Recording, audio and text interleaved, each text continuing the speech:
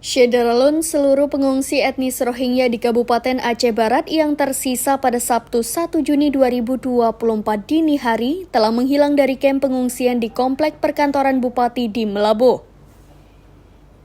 Pada pagi hari terlihat seluruh tenda telah kosong dan sebagian pakaian milik Rohingya masih berjejeran di gantungan dan di lantai. Dari informasi yang diperoleh serambinews.com pada Jumat malam terlihat sejumlah kendaraan Innova berjejer di depan kantor Bupati, tepatnya di Jalan Gajah Mada. Keberadaan mobil tersebut tidak dicurigai lantaran di seberang jalan terdapat kafe dan diduga pengunjung biasa. Ternyata pada paginya semua etnis Rohingya tak ada yang tersisa lagi, tenda pengungsian pun menjadi sepi.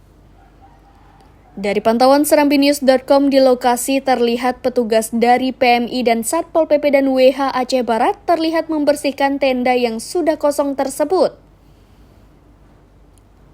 Sejauh ini belum diketahui secara jelas bagaimana para etnis Rohingya meninggalkan tenda pengungsian di komplek kantor Bupati di Melabuh karena belum mendapat konfirmasi resmi dari Satgas Penanganan Pengungsi Rohingya Aceh Barat. Sebelumnya, jumlah pengungsi Rohingya di Aceh Barat sebanyak 75 orang. Seiring waktu berjalan, jumlah mereka terus menyusut dibawa kabur oleh para penyeludup secara bertahap.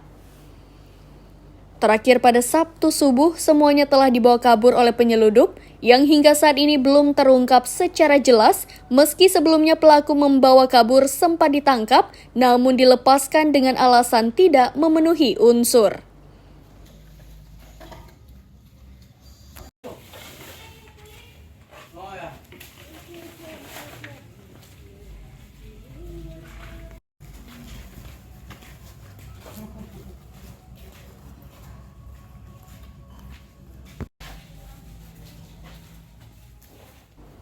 Dari Aceh Barat, Sa'dul Bahri, serambinews.com. Download Tribun X sekarang, menghadirkan lokal menjadi Indonesia.